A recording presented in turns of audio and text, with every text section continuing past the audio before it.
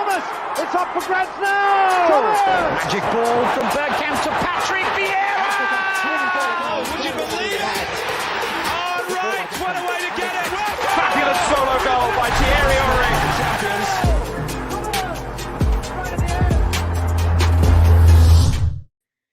Good afternoon or good early evening. I don't know what you want to call this time. 6 o'clock. I'll say good evening. It's Arsenal Lounge transfer time, guys.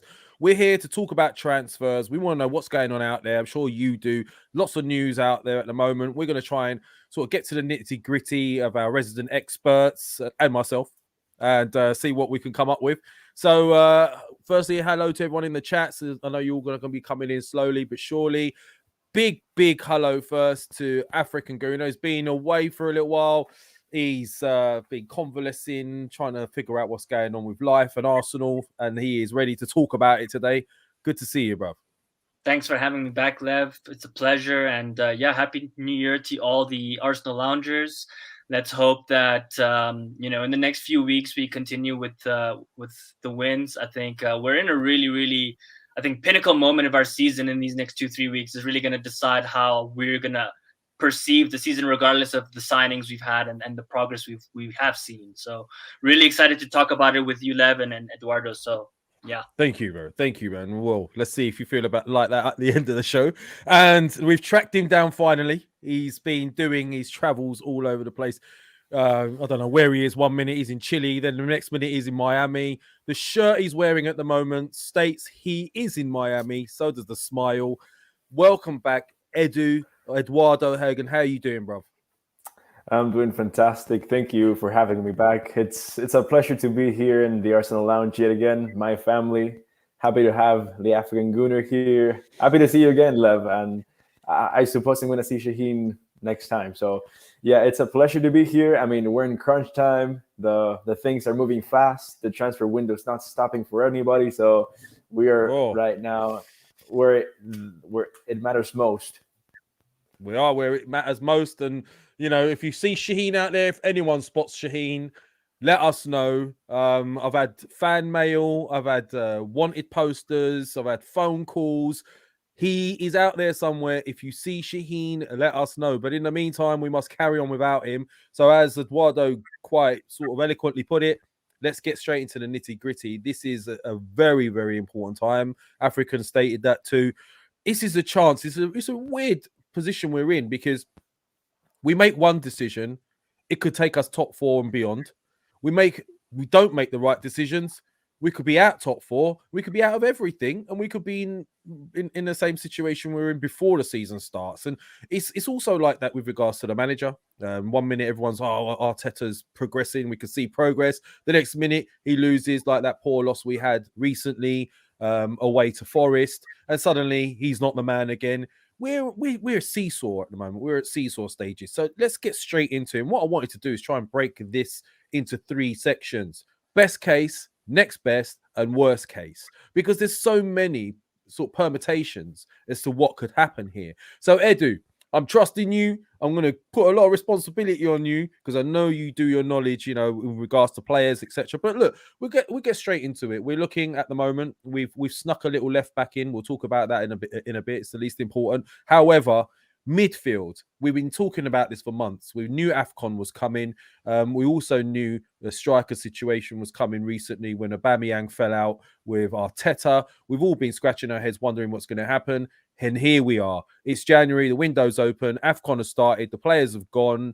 And we're now looking and saying, what is happening? Now, is this a case of we should have known and we should have had this already sewn up in the background? Or is this a case of if we're going to go for top quality, it takes time, and deals sometimes we need to be patient with? Eduardo, I mean, midfield-wise, number of names: Bruno, Danilo, Melo, Basuma, the list goes on. Tielemans is another one we've been looking at. Wijnaldum on loan. What are you hearing at the moment? Well, I mean, as the news show, Artur Melo is the one that's close to happening. Although I am aware that that's not truly the case, as it seems. I mean, the deal is closed for some reason, but as I understand, I mean, there's other players that are being looked and then we're going to use the fallback option to sign Arthur if that doesn't happen. So that's a case that we're going to see how it develops in the next couple of days. I mean, the January transfer window is only a month, so we are into the second week. So let's see if it happens. I mean, Arthur, a player that I don't quite like, but he's a very good player in terms with the ball in possession, but he lacks a lot without the ball. And I think he'll suffer here. But of course, if he comes, I'm going to back him. He has talent with the ball. No, we keep losing him. Yeah, we are. But I mean, Lev, if what he's saying is true, and this player is just a backup option if we don't get our main target, that is very, very promising, because that means obviously a more important player, a better player is in our sights, and that could be Tielemans. There's even talks about Frankie de Jong. I think that would be really, really good signing for the next 5-10 years, and we could get him on a cheap. So if we're serious about this, it's really exciting news. But do you know what? I have to say, I have to be honest, and hopefully Edu will be back in a minute. We probably just need a refresh, or he just needs to put a couple of dollars in the meter. But I mean, look, the fact of the matter is, I have to admit that Arturo Melo's sort of link is the least exciting for me. Like, I'm going to be honest with you. It smacks of the old Arsenal in the sense of, a little cheap fix, a little quick fix. I'm not saying he's not a good player. He's obviously a talented player. He's played for lots of Barca, and he done really well there before he went to Juve. He's not quite worked for him at Juve. But the concern is he going to be mobile enough? Does he, does he spot passes quick enough, which is another thing. He tends to dribble on the ball and not spot the quick passes.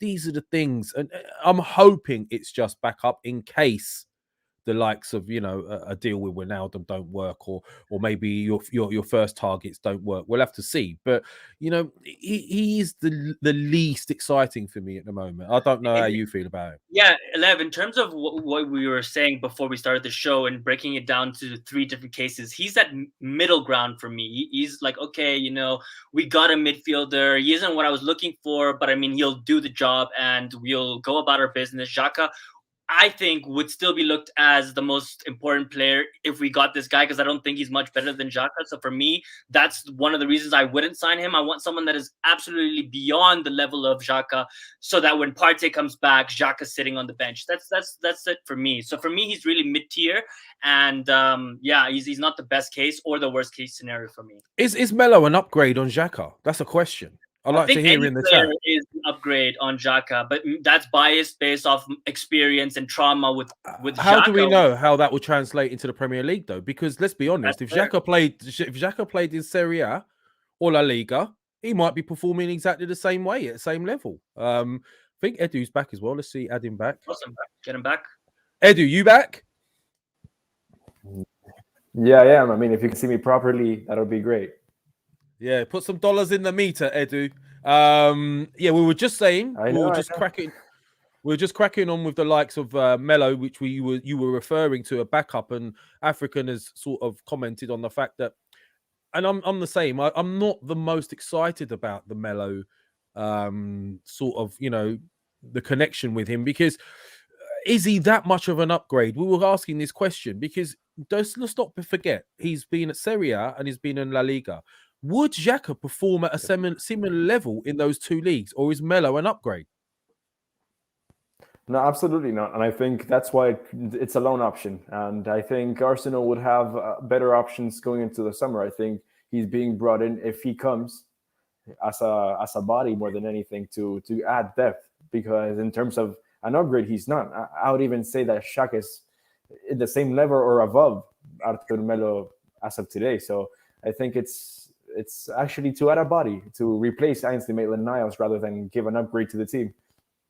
See, this is where I was going with this, Edu, and I'm glad you came back just in time, because a lot of people in here will say, anyone's better than Xhaka, etc. But I do think Xhaka does get a lot of stick that he doesn't really deserve, because Premier League is a different type of league. It's a different type of pace. It's a different type of demands.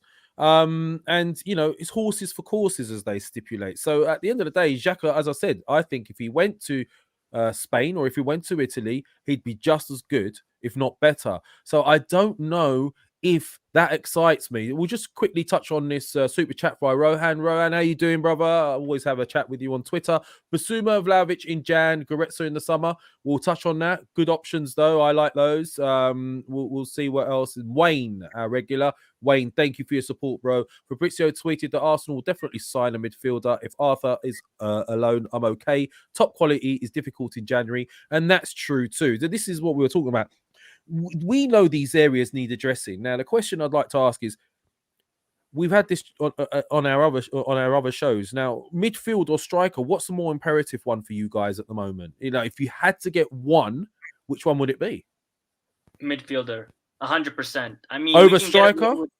Over the striker, we can get away with it. I mean, look, Arteta said Nketiah is going to stay. Something I don't want, but I mean, if he's going to stay, there's a striker. We don't know if Aubameyang is going to come back into it, but we have Martinelli, and we have other strikers as well, right? We have Lacazette as well, who's playing really well. So that's 3 options. So for me, we only have 2 midfielders. And I mean, xhaka has COVID. I know he's recovering, but we don't know how he's going to come back, what his level of fitness is going to be like, et cetera, et cetera. So it's such a huge risk. It just doesn't make any sense whatsoever. Therefore, for me, midfielder has to be the priority. What about you, Edu? I think differently. I think the striker has to be the priority. And I think because Martinelli, Odegaard, Smith Rowe, and Saka, their goals are going to dry up. They're not world-class contributors yet. I mean, they could be, but relying on them to take you to top 4, I think it's too much of an ask. And I think, like I said, he hasn't been scoring. Arsenal don't have a center forward that has scored an away goal this season. Just imagine that stat. And in terms of you have to understand as well that the quality of the player you're chasing. I mean, if you can get Dusan Vlahovic this January, it's a game changer. I mean, you're getting the second top scorer in Europe's top 5 leagues. So I think it's an opportunity you cannot miss out on. I mean, you can get a better midfielder in the summer, but can you get a better striker in the summer? I highly doubt it. This is why I asked the question. It's really surprisingly difficult to answer. Wait. Before you do answer, just remember as well, just before you do answer, African, and this is I've got the hindsight of having this conversation already. So it's a bit of a cheat for me because I was in the same boat as you guys. I sat there stumped. Which one would I go for? But then you got to look at the fact that once the AFCON's done, Partey's back, El Neni's back, we've got a decent midfield again. Whereas Aubameyang is not coming back African, in my opinion. Yeah, see, I don't know. So, I mean, I agree with Edu. The only thing that I wanted to point out is the way he answered the question is different, right? There's a difference between what is our priority and if you have the opportunity to sign either a midfielder, and depending on what player it is, then it's a different question, right? And it's a different answer. Of course, I 100% agree with you. If we can sign Vlahovic now, it's a no-brainer. You go for it regardless, right? But if we're looking at it and just saying, okay, in terms of position, which one is the dire need for me in terms of numbers has to be midfield. So yeah, it's a double-edged sword, and I totally agree with Edu. I mean, it depends. I understand as well. I mean, I think the quality of the player matters a lot in the answer. Yeah, you see, you're absolutely right. It is about quality, guys. There's no point in going and getting a makeshift just to say we've got somebody. So let's go back to the midfield. I mean, Mo, our show for talking in person is after match reactions. It'll be tomorrow. So no, you can't come on this show. You're always asking me. But anyway, good to see you, bro. Right, so midfield, yeah? We're in agreement, it seems, between the 3 of us that Melo is probably like a backup option, right? Middle scenario. Middle, right, okay. Well, to me, Melo is a backup option for me, right? I don't know how you guys feel about that. I don't think he's a great improvement. I just think, like Edu suggested, it's a body. It's a good quality body, but a body nonetheless. Is he going to take us to the next level? I have my doubts, and especially in such a short space of time. He's not going to have a full season with us. Like, he has to acclimatize and get used to it. By the time we get the best out of him, look at Ceballos when he came over. Never really settled, had a few games. It's a very difficult role to settle into straight out from a different league. So who are your favourite options and who are the most likely, and what's the hold-ups? Edu? For midfield, my favourite option without a doubt is Bruno Guimaraes from Lyon. Mine too. I think he fits the team like a glove, and he would actually elevate the quality of his team miles and miles. So I think that's something that as the owner, I would do it in January, because then you almost guaranteeing top 4, in my opinion, if you sign Vlahovic and Guimaraes. But so what's I mean, making this deal difficult? What makes it difficult in January? I think that's what people want to know, right? No, I think it's not the fact that Lyon are asking for 45 million euros, which is like 38 million pounds. The fact is that Not they want that not that sum, much. not that much, but the fact that they want that sum up front. So that's what makes it a bit difficult, because Arsenal and every team in the world, because I don't want to get stick for this, pay an installment. So spending 38 million pounds out of your pocket like that, it's difficult. So I understand why they wouldn't go for that. But still, I think you should make a big of a push. I mean, get that through the line and go with everything to get that top 4. It's been 5 years. I think I mentioned it the other day. If we make Champions League at the end of the season, I'll probably shed a tear, because it's going to be emotional to see us back in the top level competition in the world. I can't believe we're saying that, but you're right, Edu. African, you've heard what Edu's saying with regards to Bruno. I'm not sure if you've watched much of Bruno, but I tend to agree with him. Bruno seems the best fit. I've seen Danilo a few times. Danilo's a quality prospect, but I just think that Bruno on the ball has just got that little bit more about him. He spots things a lot quicker. He sees passes a split second earlier, and I think we need that. But I mean, I don't know if you know much about Bruno, but I'll ask you. A bunch of different thoughts going through my head. I mean, the first one is, to be honest, I haven't seen him enough. So I can't really comment. I'm not going to pretend like I've seen him enough.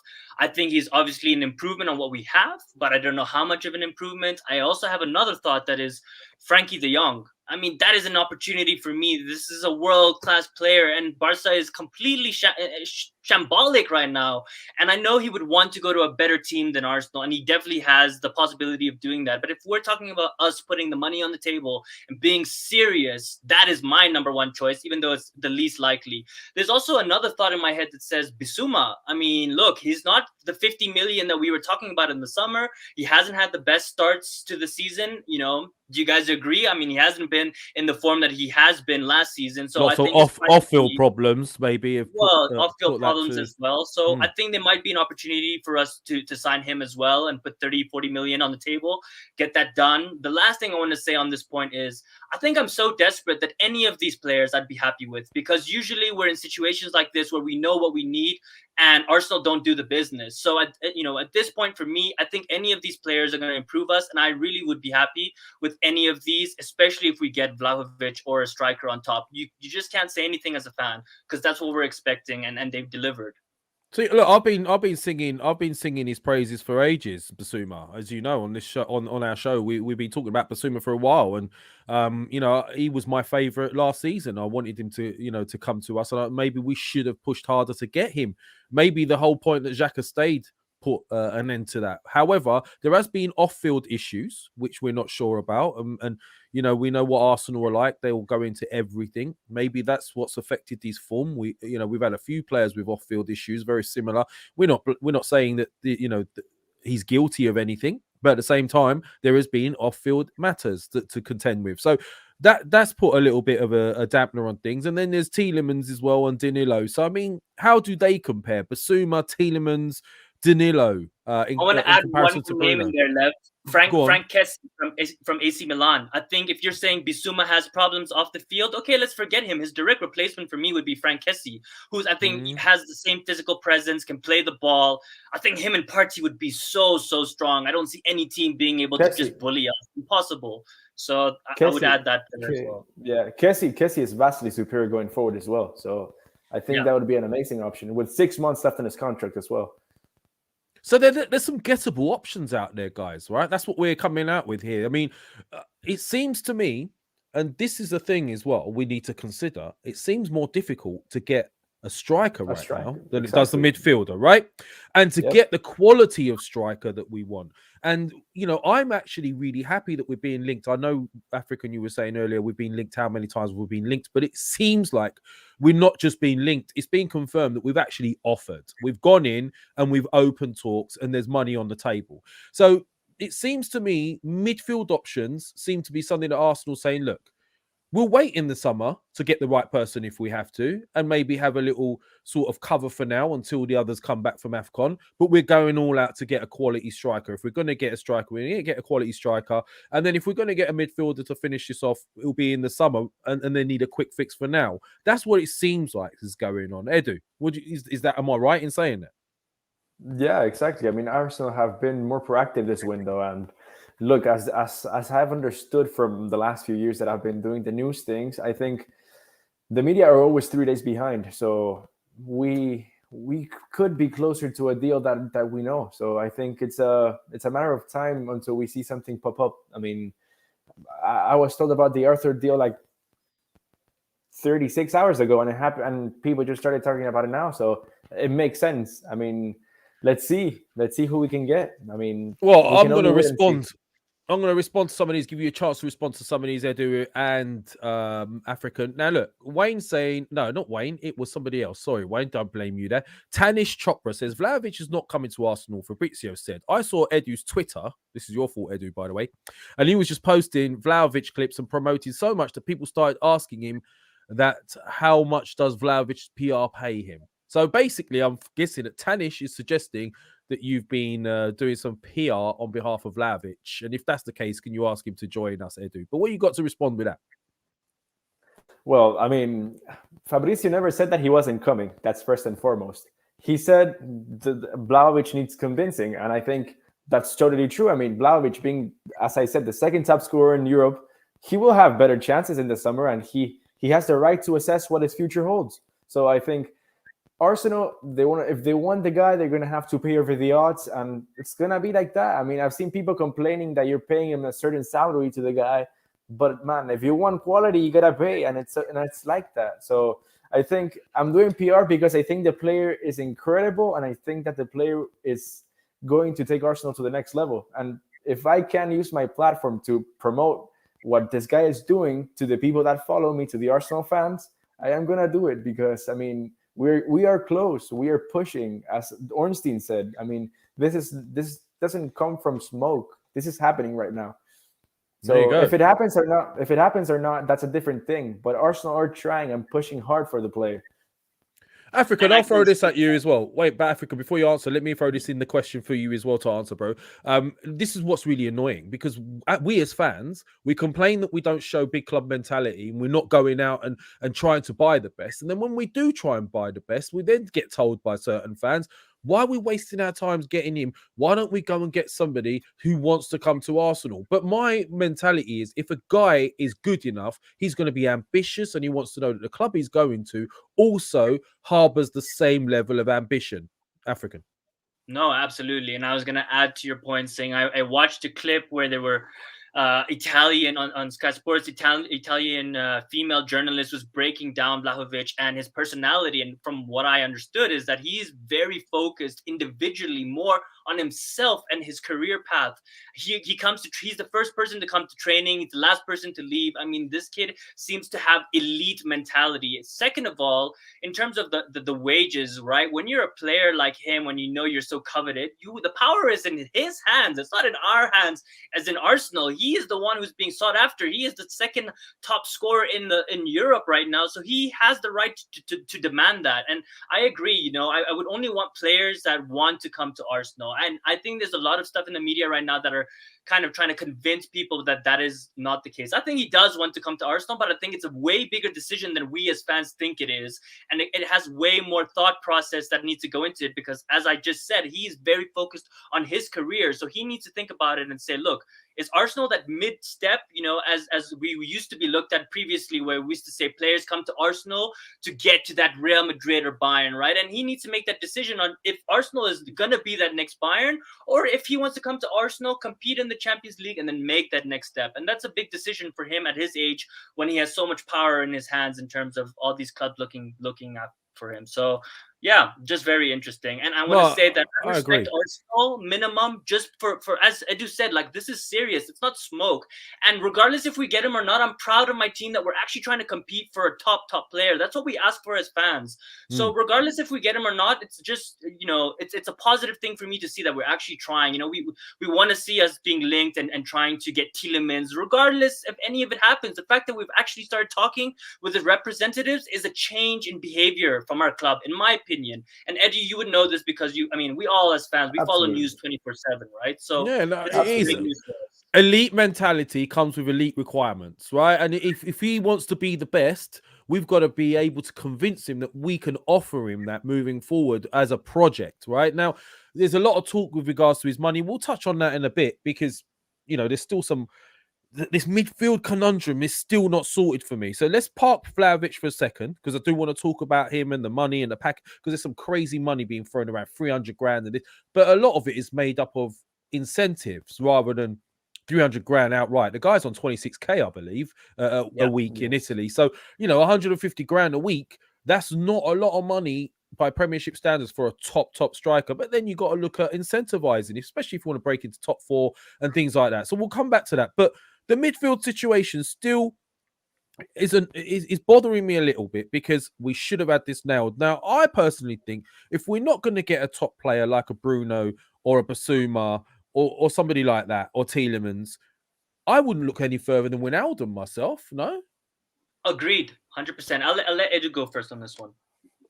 Well, I disagree. I think Wijnaldum, he hasn't been great for PSG, and you're right. Edu, that's it. I'm getting you off here.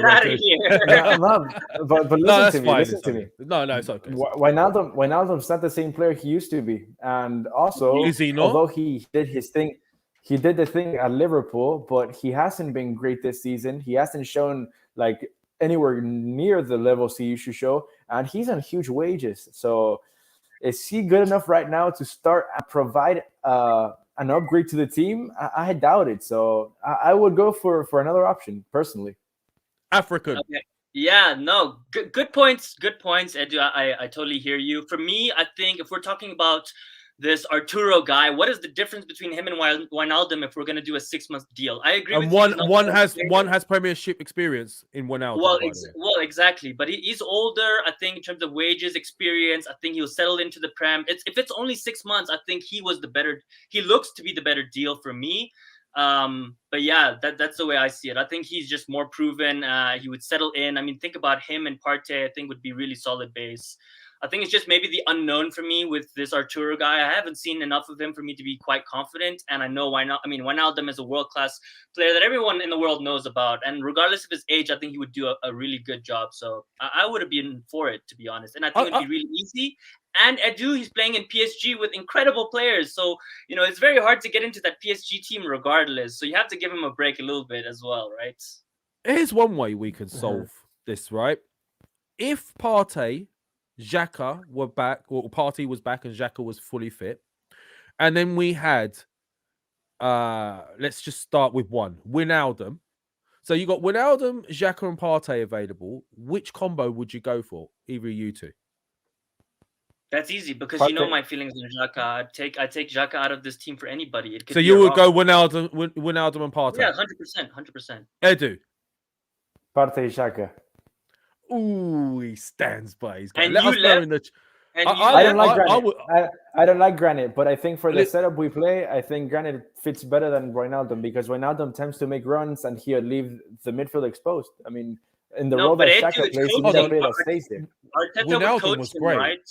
Arteta would coach him to make sure he doesn't do that, right? And I also think we've seen Xhaka in the system, so we have this belief that, you know, he fits the system. Any other midfielder, I believe, can come in and do a good job with the right coaching. That's my opinion. Well, hold on, wasn't Wijnaldum great at Liverpool? That wasn't that long ago. You can't be that bad. The problem, I mean, Wijnaldum, if you take away the fact that he makes runs and he's intelligent inside of the box like Ramsey used to be, you're taking away the best traits that he has to accommodate him in the Xhaka role, when his passing and his decision making is not that great. So that's, you see, that's why I think Xhaka's passing and decision making isn't the best either. His passing is good, I'll give him that, but I mean the decision making isn't. Look, against Man City, he caused our collapse again.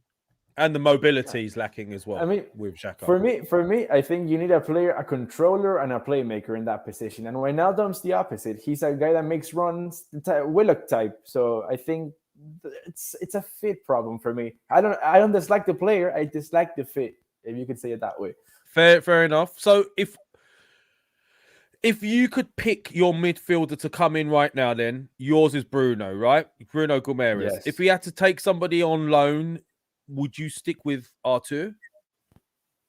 That's a tough question, because who would you bring in as a quick? Who would you bring in as a short-term fix then? If we couldn't get either, as a loan deal, you mean? Wow. I mean, there aren't many options out there. I suppose. What's going on with Sanchez? Is that dead too? Renato Sanchez, is that dead? Is that still on the cards? That wouldn't be a loan deal. I mean, you're gonna have to pay 35 million. So, I mean, for me, Guimaraes is the first. I would bring Danilo before I bring Artur or Wijnaldum. But if you ask me Wijnaldum or Artur, I think I'll go Wijnaldum.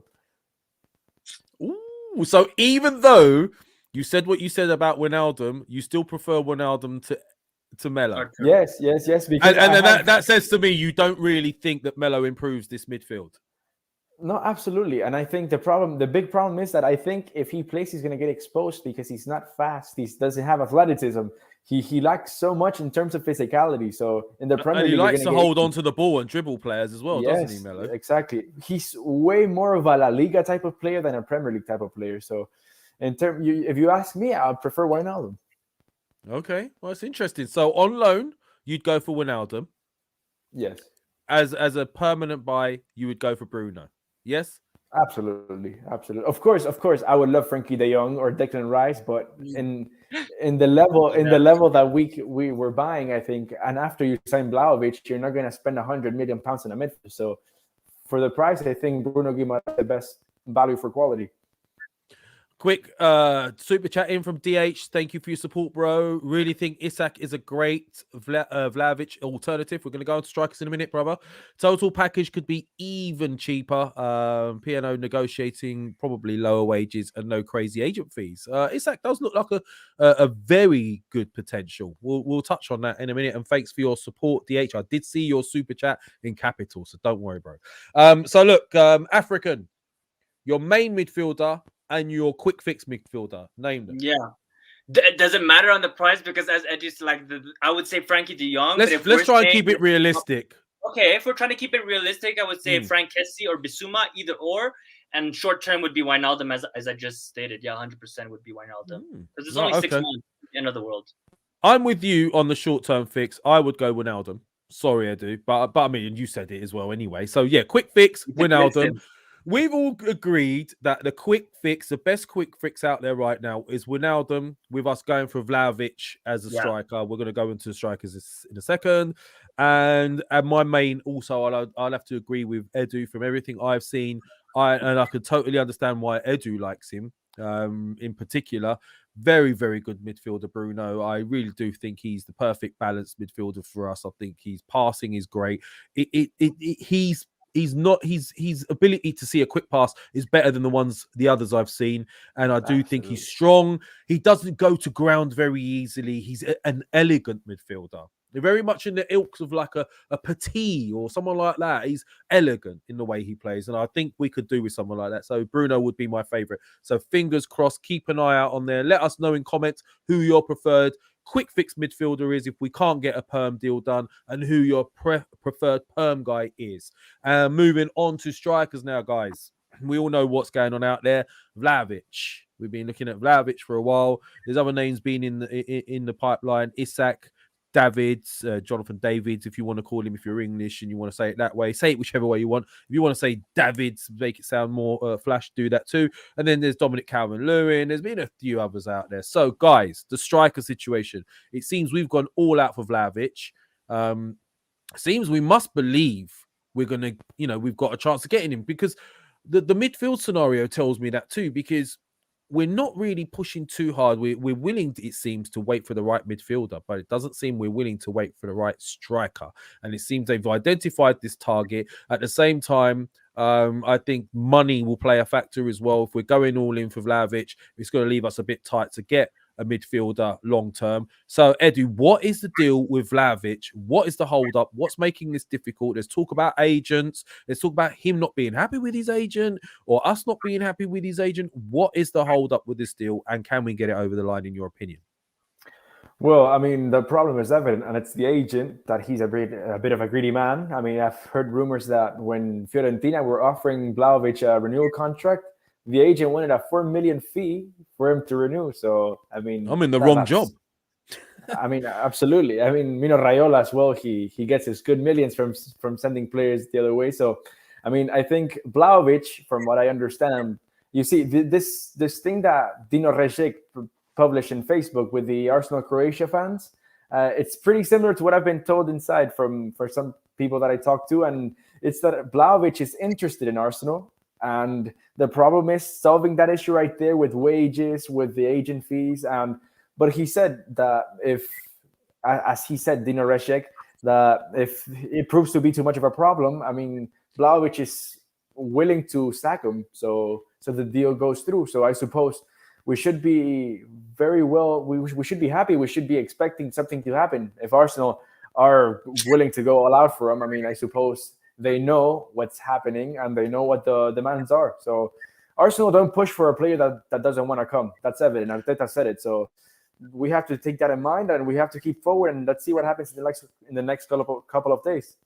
African, are the signs that we are confident in getting him based around the fact that, one, Balogun's out on loan? There's talk about Nketiah opening talks for Palace again. All right. So that's going on. It just Aubameyang is out. Aubameyang is out. It seems to me we are making space for a striker. Is this a sign that they think the deal's going to happen? Or, what do we do if it doesn't, for example, man? Like, is it? Yeah.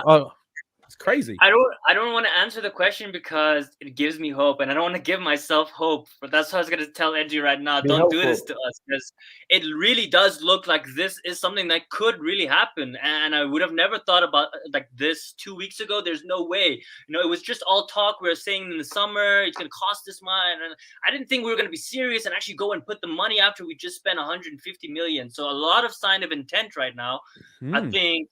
I think there's something. Look, we need to sweeten the deal. I don't know if Arteta or Edu need to fly. Something serious needs to happen. They need to fly over there to show how. Of course, it's serious, but I think we need to take some step that usually doesn't happen, to just show him how much we want him. I think that will just push him over the edge. In terms of the agents, I mean, we've seen a lot with a lot of players. We missed on Kante. We've missed out on a lot of players because of agent fees. I think, as I said, if Arteta and Edu manage to convince him, I think they could even convince him to get rid of his agent, and we will help you get a new agent, and we'll make sure you get there is a lot of. I mean, Arsenal's a huge club. We can do whatever we want if we really want to get him. So I think we need to really, exhaust all our options, see what we can do, try something out of the hat that we haven't done ordinarily, because I think, as Edu said, this striker will be the next big striker for the next 10 years. We'll have one of the best strikers in the world. And look at our team. Our young team is already looking like it's going to be some of the best players in the world. So this is just amazing. I mean, it's going to take time, but we're going to make Champions League. We're going to start signing more players.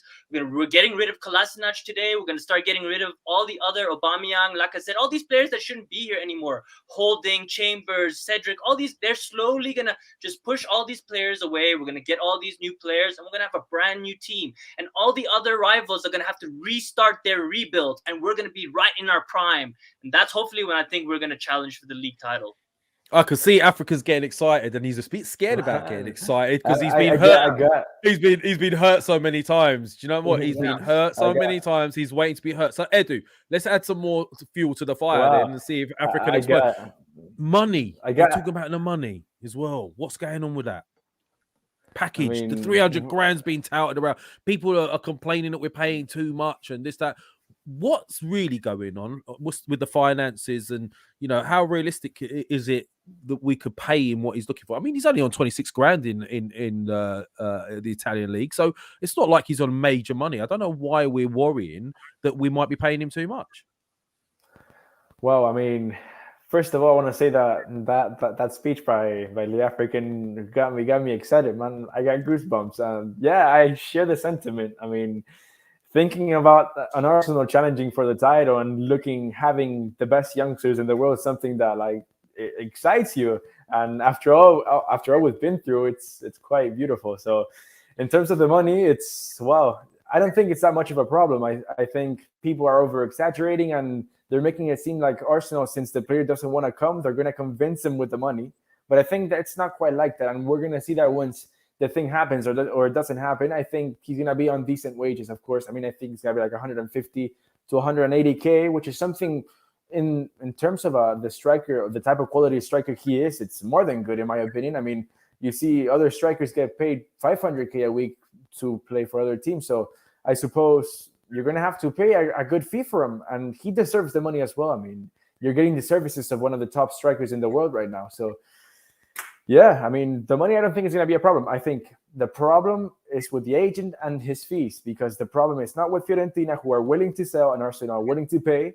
And Vlahovic wants to come. So I suppose there are not many locks to be opened. And it should happen sooner rather than later if it's going to happen. So look, it seems like you guys are starting to get a little bit confident, some overconfident at the moment. I hope it works out for you, African, because I know you love this club. Look, for me, people are talking about 300 grand and this and that and the other, but let's be honest, right? Let's take it down a notch and be realistic. This guy's on 26 grand, right? 100 grand's a lot more money. 150 is a hell of a lot more money, right? Now, 150 grand for what was deemed as one of the top prospects in world football as a striker, for me, is not a lot of money, right?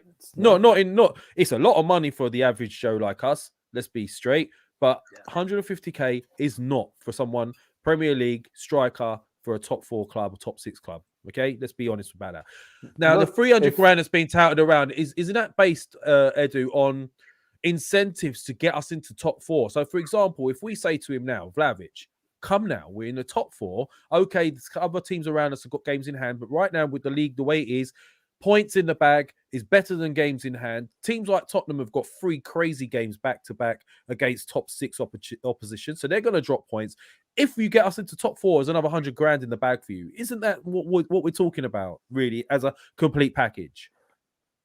I suppose so. And the report was very misleading because it's 300K pre-tax, and after tax, he's going to get 160K. So, I think people should compare like the level of the other players out there. When Haaland moves in the summer, he's going to get around 400K a week. So giving him 200K a week after tax, 150K after tax, it's not bad. I mean, you're getting the same amount of quality for like half the salary. So, I mean, I don't think it's going to be that much. I think it's going to be like half of what is being reported. But you see, if you have to pay over the odds for a player that it's going to change your future, you have to pay it. I mean, that's my reasoning behind this. I mean, Vlahovic is going to have the opportunity to join whoever doesn't get Haaland this summer. So you had to pay more now to capture him and keep him here and make him grow here. So whatever we pay, I don't mind as long as he comes. It's not just getting him in for the team. It's also the statement that it makes to the rest of the world. If you're a prospective player in the summer and Arsenal have just gone out and bought all these players that you've seen, who've spent a lot of money, then go out and get the likes of Vlahovic, who's like touted as one of Europe's best strikers at the moment. As a midfielder, you'll be looking at that in the summer and going, well, where am I going to go? Wow. And it makes a huge difference, doesn't it?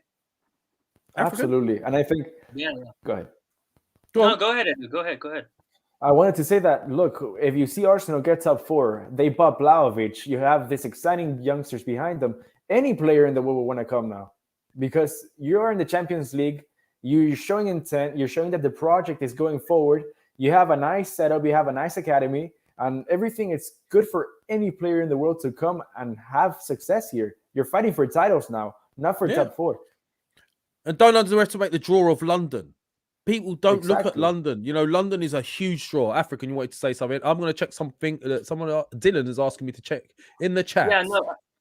Someone was mentioning, where am I getting this enthusiasm from in terms of what the board has done and what the manager has done? And I guess my response is really we can't knock it. Look at the signing. I would never have thought that all of the signings that we made would have such an impact on the team. So you have to give credit where it's due, you know, and you have to have some hope that they know what they're doing. I think you know, Edu in the beginning of the podcast mentioned proactiveness. I wanted to say, you know, kind of devil's advocates, were they really proactive? Because we knew we needed a midfielder. So my expectation was like in the first few days when the window opened that obviously we would sign someone. That may be unrealistic and it may be a fan's view, but I mean, I think they obviously have a plan, right? And if they're willing to go spend all this money on Vlahovic, I think it's a good sign that in the summer we will continue spending. It might not be the 150 million again, because we'll already have we've set the foundations. I think the foundations have already been set right now. We need another center mid, another striker, and then we just need to add another winger and a couple of players here and there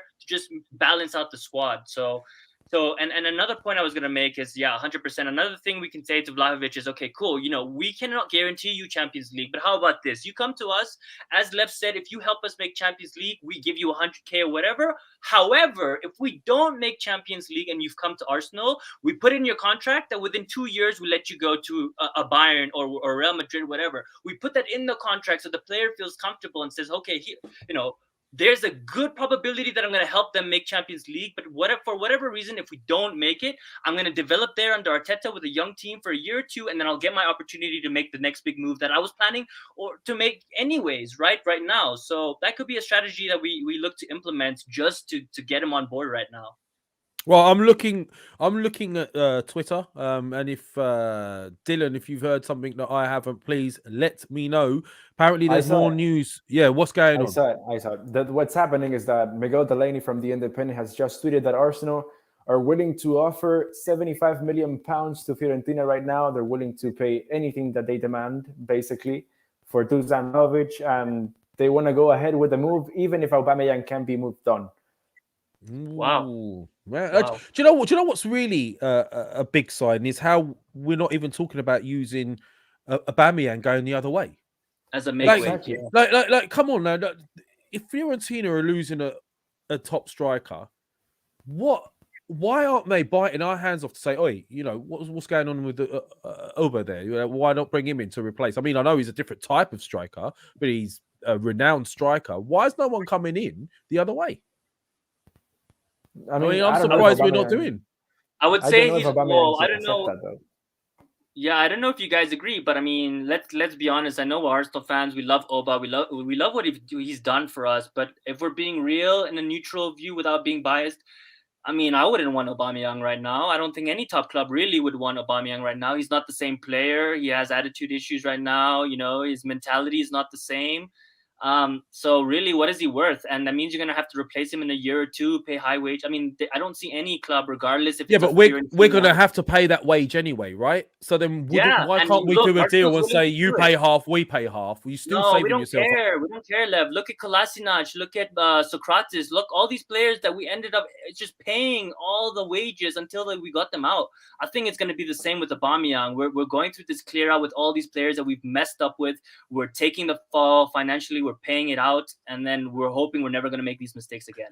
I don't know what Edu's thoughts or your thoughts are, but that's the way I see it. Yeah, I know that's the wages everyone's putting in the chats with silly like emojis. It's his wages. I know it's his wages. We're not stupid, but it's not going to be 300K. I don't know why people think about that so much. I mean, it's going to be less. I mean, I promise it's going to be less. And look, as when the transfer fee is higher, the player receives less money. So that's why when you're going a free move, you get a lot of wages because it evens out. So I think it's going to be like 150K and people are going to have to accept that. I mean, 300K, it's not going to happen.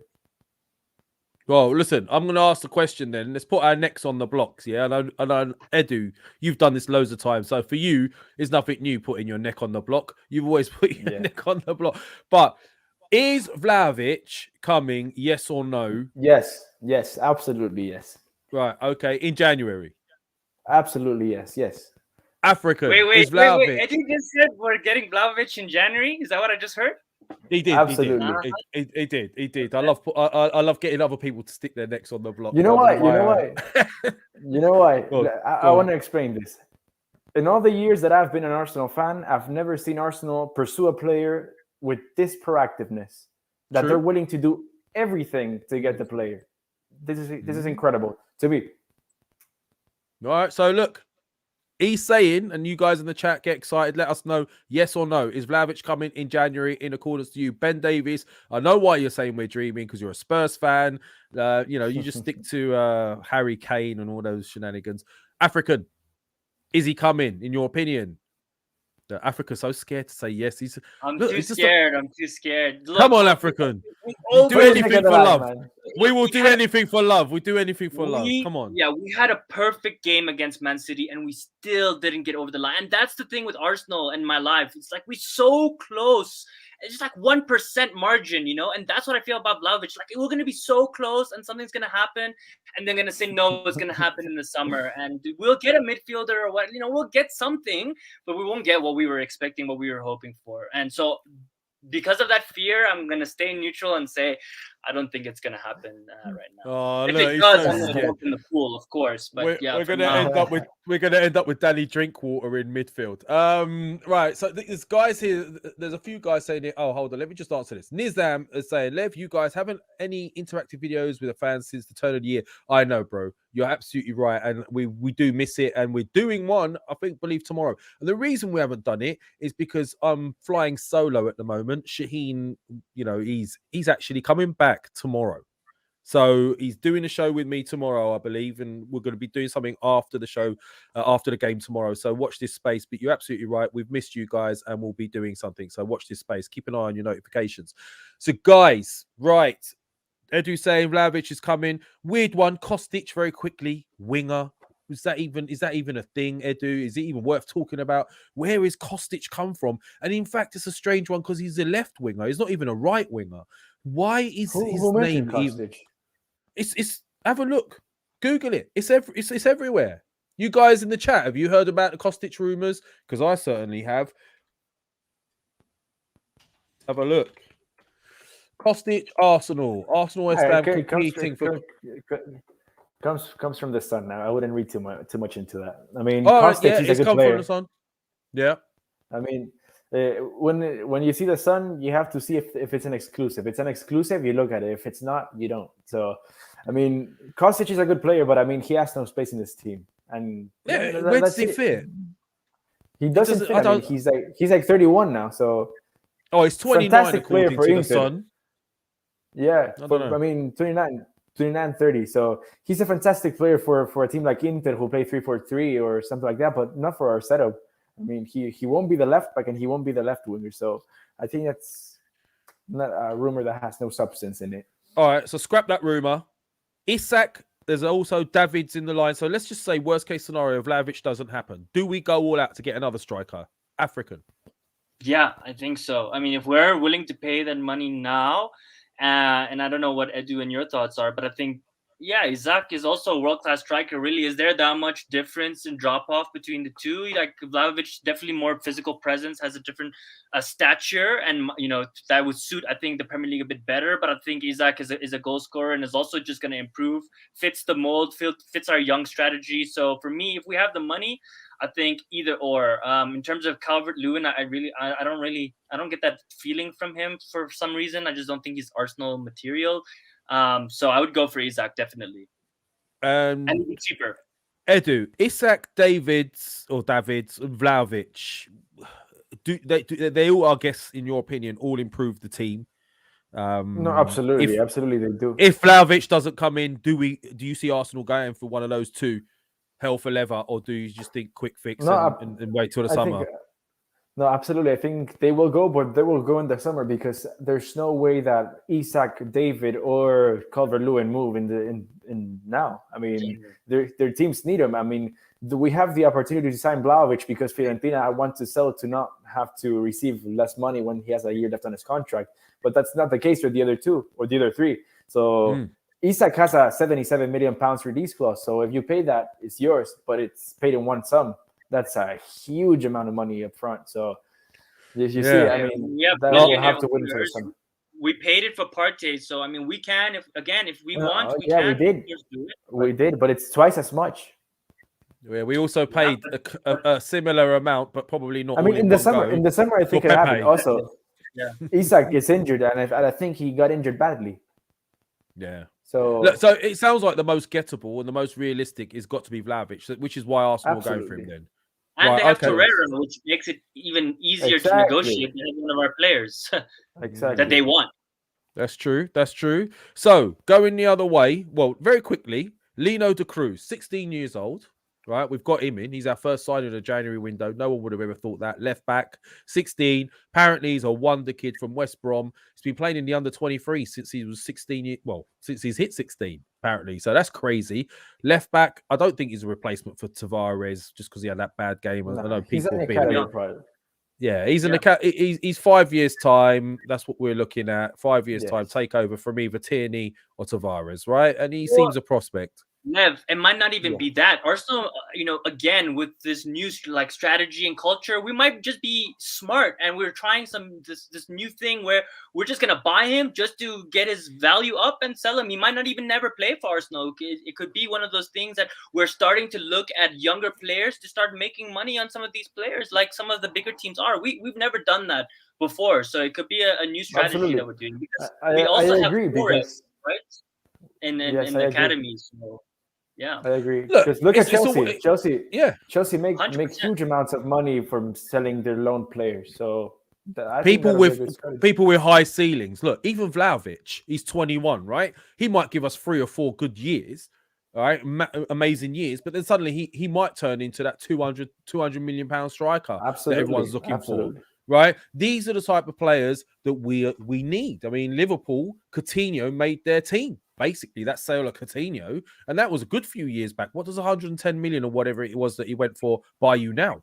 It buys you maybe one and a half top players. So, these are good signings, in my opinion. Going the other way, there's talk of Leno, Kolasinac, and Mari. Any ideas what's going on players going out, Edu? Kolasinac done, Kolasinac is not done, but it's progressing, and everything's pointing that he will leave this summer to Marseille. And in terms of Leno, I mean, we should wait for more reliable sources, because sources in Turkey, they're a bit dodgy. So, yeah, I mean, I don't think they're going to let him go without getting a replacement, because we don't have a backup keeper. So I think that's not likely. But in terms of other people going, I think Elneny could be going after AFCON. Well, let's we can all hope. So there's rumors there's either Fenerbahce or Galatasaray. That's right. Or Al Ittihad from Saudi Arabia. I'll tell you what, guys, considering neither of you are Turkish and I am, you both pronounce them pretty well. Fenerbahce, yep, definitely. I could see him going somewhere like that. Turkey, Elneny is perfect. It's his level. It's his level. Yeah, it's where he always have been, to be honest. 100% agree. Listen, he works hard. You can't knock the lad. He's a lovely fella. You can see he's a really nice guy. He's just not top level, is he? So let's hope in. So we are suggesting that at this stage we're looking at the likelihood is loan midfield and a top quality striker, because I don't think we're going to get both. It's going to be very, very difficult, especially. And I think someone in here was asking, Mikey Cartel was asking what the Twitter news was. The Twitter news was 75 million gets you Vlahovic. That's what it seems to be. The Twitter news are willing to put that money up front, and we're willing to put that money down. Yeah. So look, there's that going on now. In the meantime, guys, we've got a game tomorrow. And we've got a huge game on Sunday. We're coming up to an hour, so I wanted to fit this in quickly. We can only do so much on the transfers. So, guys, Liverpool tomorrow, Spurs on Sunday. That's right, isn't it? Sunday. It is Sunday. So, what do you see us doing tomorrow? In the meantime, sadly, we don't have the midfielder in place for tomorrow. So, how do you guys line up tomorrow? Bearing in mind, the bigger game for me is the Spurs game on Sunday. Oof, I think you have to. And it's a semi-final. Yeah, I personally, you would go all in. You would, bearing in mind, we got Sunday Spurs. We have to go all in in the next 3 games. There is no other choice. All in all 3 games. Because look, after the game against Burnley, you have like 2 weeks rest. True. So what team would you put out tomorrow, guys? Start with you, Edu. What team would you put out? Yeah, I think so. I mean, I would go with Ramsdale, Tomiyasu, White, Gabriel. Is Tomiyasu back? Is he fit? Yes, Tomiyasu. Yeah, he's back. Yes, undergoing assessments. Yes. Thank goodness. That's another thing that showed up. Even The if he right has back one leg, situation. he's gonna play. He's gonna play. He's too important. Arteta is not gonna leave him on the bench. Yep, Okay. exactly. So yeah, I go with Lokonga and Xhaka because Xhaka seems like he's back as well from COVID. I mean, Martinelli, Odegaard, Saka, and Lacazette. Ooh. African. Yeah, I mean the back five really picks itself. So Ramsdale, Tomiyasu, Gabriel, Ben White, Kieran Tierney. Then unfortunately you don't have a choice. You have to go with Xhaka in there, and I would put Odegaard alongside him, and then I would put ESR in the 10. Then I would put Lacazette up front, Martinelli on the left for me, and Saka on the right. That's my team. So you'd go all in. So there was a question mark before we started this show. There was a question mark before we started this show as to whether or not one, Xhaka would be fit, two, Tomiyasu would be fit. You know, is it a bit of a risk playing them so quickly or giving them the extra couple of days for that Spurs game? That's the question. Because then we would have been very light in midfield if Xhaka wasn't fit. We'd only have Sambi. So then what would you do? Smith Rowe, Odegaard together? Or would you consider, either of you, would you consider Chambers or White in DM and maybe in a DM role? You know, against Liverpool, it's worth a... Chambers, because I don't want to see Holding. I'm sorry. No, I don't want to see. Agree. You know, if Xhaka is, you know, for me, it could be a risk. You know, bringing Xhaka in so quickly and bringing Tomiyasu back. I'd rather know they're 100% guaranteed and fit for the Spurs game. So I wouldn't personally be against a little bit of experimenting, because if you're not going to do it now, when are you going to do it? I know it's a semi-final, but to be honest with you, I'm going to say this, and people might chastise me for it, but for Carabao is not high on my agenda for this team.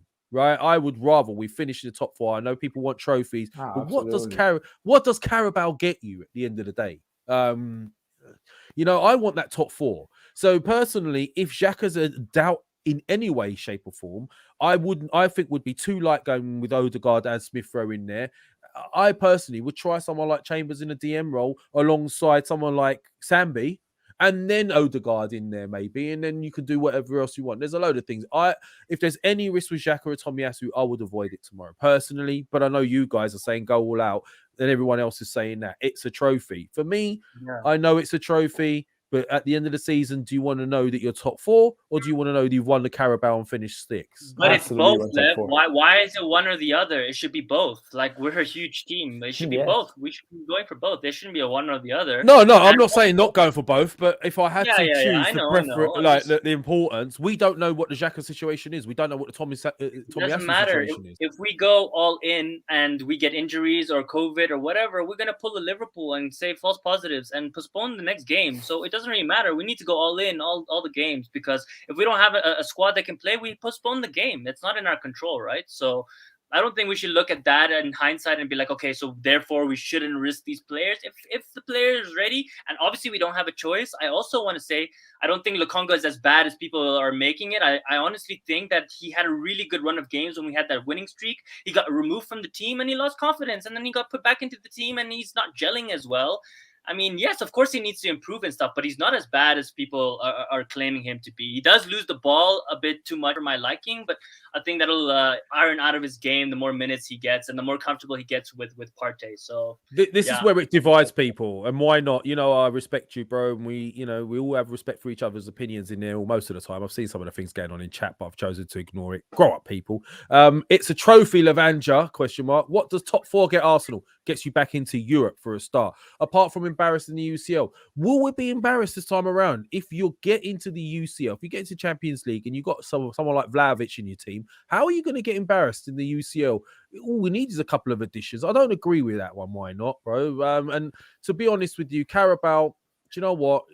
To me, getting back into Champions League is more important than Carabao. I would love us to win a trophy, but you know, it is what it is. Lev, think about this as well. Think about, we beat Liverpool and then we beat Chelsea. Regardless if it's the Carabao Cup, that is big statement from Arsenal that we were beating top dogs to win the trophy. I think it also gives us confidence in the Premier League when we play these guys. It's going to be their best teams anyways. Yeah, maybe a few kids here and there, but it gives us the confidence again to say, like, we are up there. We can compete against these teams. We can beat these teams in, whether it's a cup or in the Premier League, right? So for me, I see it as a win-win. Go all out. It's going to give us confidence. And in terms of that UCL, I think if we do make Champions League, I don't think we'll be embarrassed. I think we will compete, not semi-final, finals. I think we'll get to this round of 32, round of 16 better than we used to, and maybe not lose against Barcelona.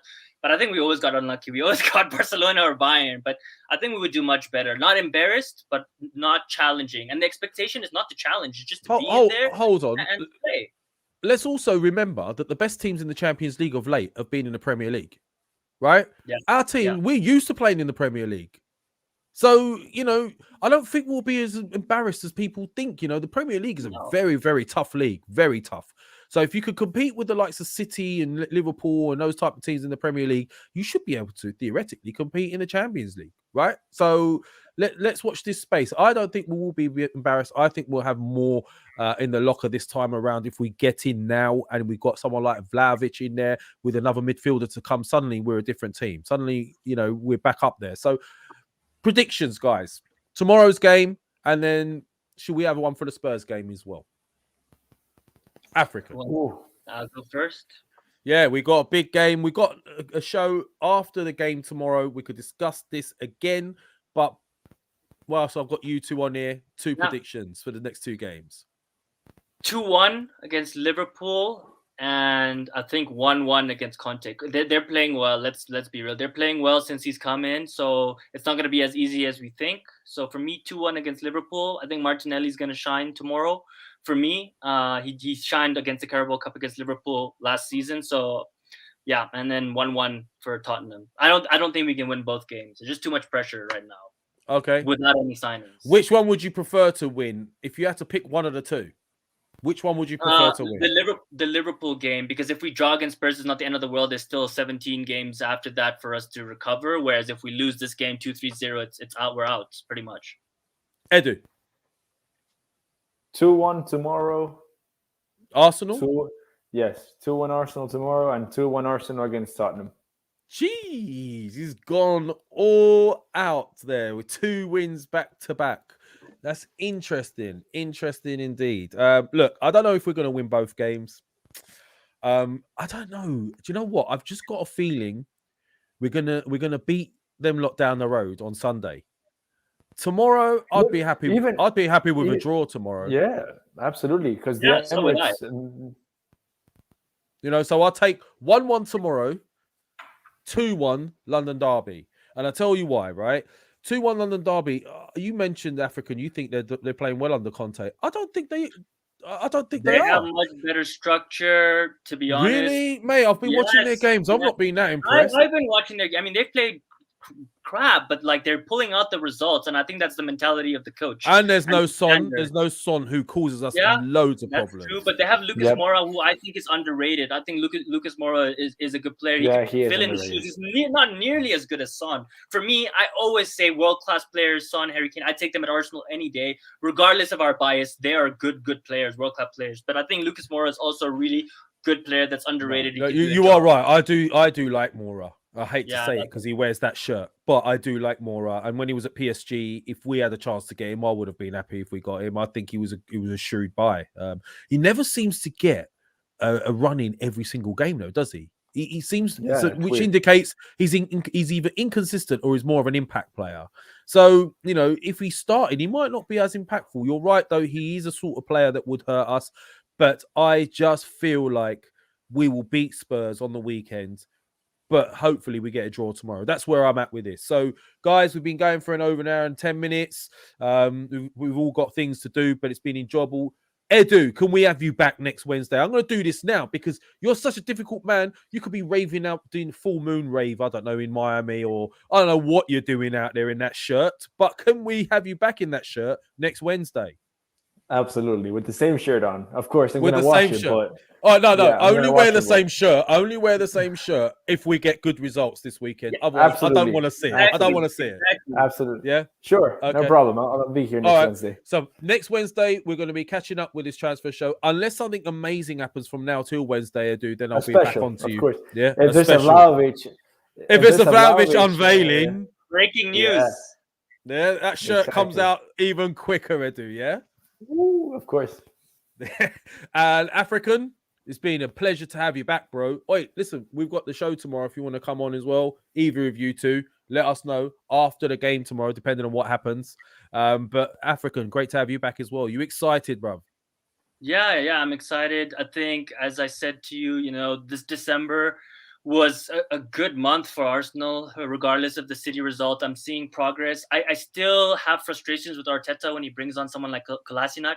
Those are like unforgivable moments for me. I just cannot swallow. I cannot understand. Like I try to understand why he makes a decision like that when he's made such amazing decisions and does such amazing things, and he does something like that. And for me, it takes so much credibility away. And that's like frustration that I hope he doesn't repeat.